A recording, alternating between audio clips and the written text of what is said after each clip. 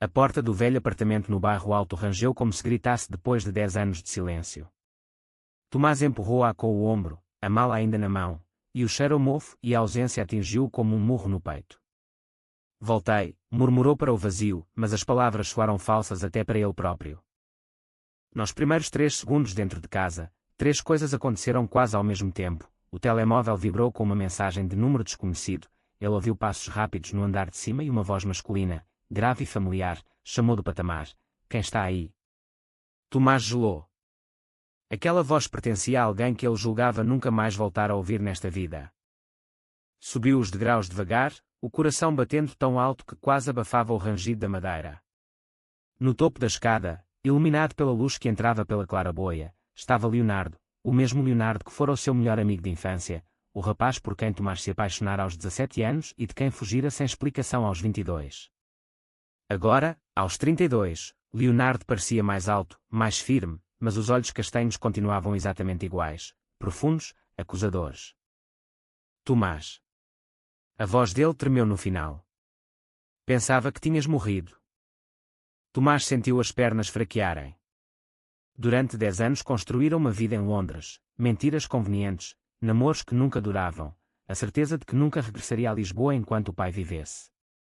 Mas o pai morrera há 3 semanas, deixando-lhe aquela casa e um envelope lacrado com o seu nome.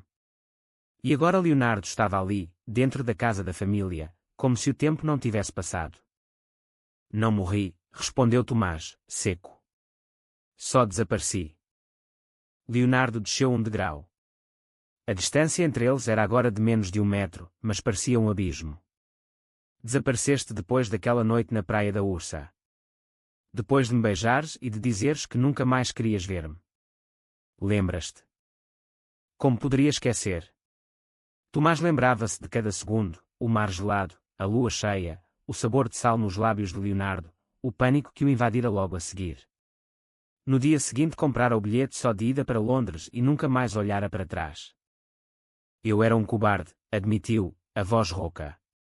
Tinha medo do meu pai. Medo do que as pessoas diriam. Medo de mim mesmo. Leonardo apertou os lábios. E agora voltas porque ele morreu? Para vender a casa e desaparecer outra vez? Não sei porque voltei. Tomás mentiu. Sabia exatamente porquê. O envelope que o notário lhe entregara continha uma carta do pai com uma única frase: "Perdoa-me, filho." A verdade está na cave. Mas não podia contar isso a Leonardo. Ainda não. Leonardo virou-se de repente, como se a proximidade doesse. Estou aqui porque o teu pai me pediu. Nos últimos meses ele mudou.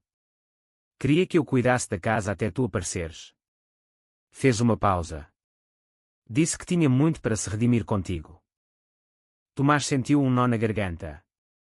O pai, o homem que o expulsara de casa aos 18 anos ao descobrir uma fotografia dele com outro rapaz, que nunca mais lhe dirigira a palavra, que morrera sem um telefonema, sem um adeus.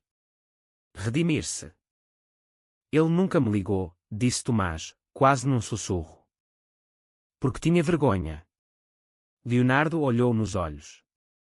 E porque sabia que tu não atenderias. O silêncio caiu pesado entre eles. 10 anos de perguntas não feitas, de noites em claro, de arrependimentos acumulados. Tomás queria tocar-lhe no braço, pedir desculpa, explicar tudo, mas as palavras travavam-se. Leonardo quebrou o silêncio primeiro. Vou-me embora amanhã. Ficas com a casa. Com tudo. A voz dele soava controlada, mas Tomás conhecia o suficiente para perceber o tremor por baixo. Não vás. As palavras escaparam antes que pudesse detê-las. Por favor. Preciso de entender o que aconteceu aqui. Leonardo hesitou. Não sei se consigo ficar, Tomás. Ver-te outra vez dói demais. Tomás engoliu em seco. Então deixa-me doer também. Mereço isso. Leonardo observou-o longamente. Por fim, suspirou. 1 semana. Fico 1 semana para te ajudar a organizar as coisas. Depois cada um segue o seu caminho. Tomás assentiu, aliviado e aterrorizado ao mesmo tempo. 1 semana. 7 dias para enfrentar 10 anos de fantasmas. Naquela noite, enquanto Leonardo dormia no antigo quarto de hóspedes, Tomás desceu à cave com uma lanterna. O envelope do pai estava na mão. Abriu-o com dedos trêmulos. Dentro, apenas uma chave antiga e um bilhete escrito na letra rígida do pai: a verdade está no cofre por trás do quadro da avó Mariana. Usa esta chave. E perdoa-me por ter demorado tanto a ser homem. Tomás sentiu as lágrimas escorrerem quentes. Subiu as escadas a correr, o coração disparado. No corredor, parou em frente ao quadro antigo da avó. As mãos tremiam tanto que mal conseguia inserir a chave na pequena fechadura escondida na moldura. Quando o cofre se abriu, Tomás quase deixou cair a lanterna. Lá dentro, empilhadas com cuidado, estavam dezenas de cartas. Todas endereçadas a ele. Todas na letra do pai. A mais antiga datava de há 10 anos, escrita uma semana depois de Tomás ter partido para Londres. Com o peito apertado, Tomás pegou na primeira carta e começou a ler à luz fraca da lanterna. Meu filho. Se estás a ler isto, é porque já não estou cá para te pedir perdão cara a cara. Durante anos odiei-me mais do que a ti. Odiei o medo que me impediu de te abraçar quando mais precisavas. Odiei a ignorância que me fez perder o meu único filho. Hoje, ao ver o Leonardo sofrer em silêncio por tua causa, percebi o tamanho do meu erro. Tomás sentou-se no chão frio da cave, as lágrimas caindo sobre o papel. Cada carta era um pedaço de redenção tardia, um grito abafado de um pai que aprendera a amar demasiado tarde. Lá em cima, Leonardo acordou com o barulho e desceu. Encontrou Tomás encolhido no chão, rodeado de cartas, o rosto inchado de chorar. Sem uma palavra, Leonardo sentou-se ao lado dele e passou-lhe um braço pelos ombros. Tomás encostou a cabeça no peito dele e, pela primeira vez em 10 anos, deixou-se chorar como uma criança. A semana que deveria ser de organização acabou de começar de forma completamente diferente. Na manhã seguinte, o sol entrava pelas janelas altas do apartamento como se quisesse apagar as sombras da noite anterior. Tomás acordou com o cheiro de café fresco e o som de pratos na cozinha. Por um instante, sentiu-se transportado para a adolescência, quando Leonardo passava lá os fins de semana e os dois fingiam estudar enquanto trocavam olhares cúmplices. Mas a realidade bateu rápido. Leonardo estava de costas, mexendo qualquer coisa no fogão, tenso como uma corda. Tomás pigarreou. Bom dia. Leonardo virou-se devagar. Bom dia. Fiz ovos. Come qualquer coisa. O silêncio entre eles era denso, cheio de tudo o que não tinham dito na cave. Tomás sentou-se à mesa.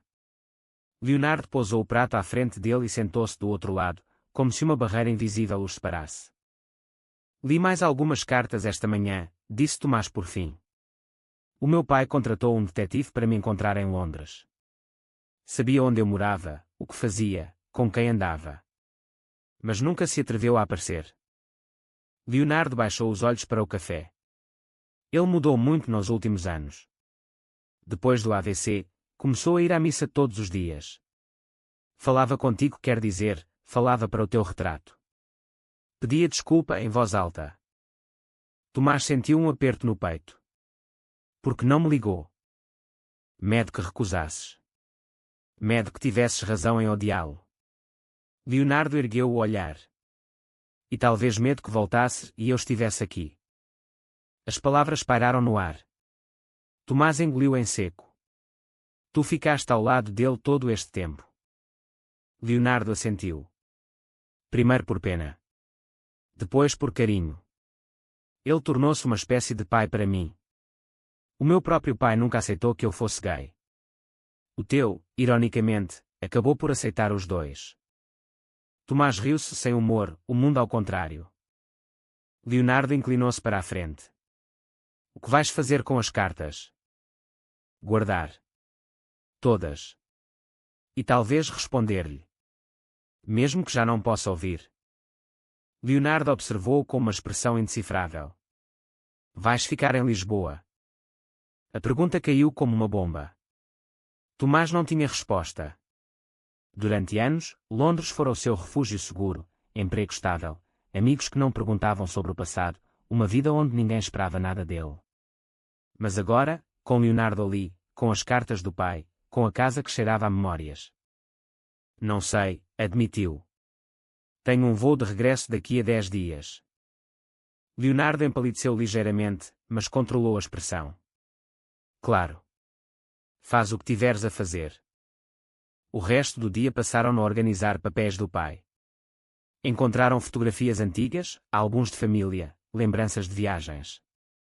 Em muitas delas, Tomás e Leonardo apareciam juntos, crianças de mãos dadas, adolescentes com braçadeiras de capitães de equipa no futebol do colégio, jovens de fato e gravata no baile de finalistas. Numa caixa mais pequena, escondida no fundo do armário, encontraram algo que os deixou mudos, um envelope com fotografias dos dois aos 18 anos, tiradas na praia da Ursa naquela noite fatídica. Alguém, certamente o pai, as tinha revelado e guardado. Leonardo pegou numa das fotos com dedos trêmulos. Nela, os dois estavam abraçados, rindo, o mar ao fundo. Ele sabia, murmurou. Sempre soube. Tomás sentiu as lágrimas voltarem. E guardou-as. Naquela noite, nenhum dos dois conseguiu dormir. Tomás ouviu Leonardo andar de um lado para o outro no quarto ao lado. Por volta das 3 da manhã, bateu à porta. Posso entrar? Leonardo abriu, de pijama, o cabelo despenteado. Não consigo dormir. Eu também não. Tomás hesitou. Posso dormir aqui? Só dormir. Como antigamente, quando tínhamos medo das trovoadas. Leonardo observou-o longamente. Por fim, abriu mais a porta. Só dormir. Deitaram-se cada um no seu lado da cama, rígidos, sem se tocarem. Mas o calor do corpo do outro estava ali, a poucos centímetros. Tomás sentiu o coração acelerar. Léo, sussurrou no escuro. Naquela noite quando te beijei foi o momento mais feliz da minha vida. E o mais assustador. Leonardo ficou em silêncio tanto tempo que Tomás pensou que não responderia. Depois, a voz dele surgiu baixa, para mim também. E depois deitares-me fora, foi o mais doloroso. Tomás virou-se para ele. No escuro, mal distinguia o contorno do rosto. Nunca te deitei fora. Deitei-me fora a mim próprio.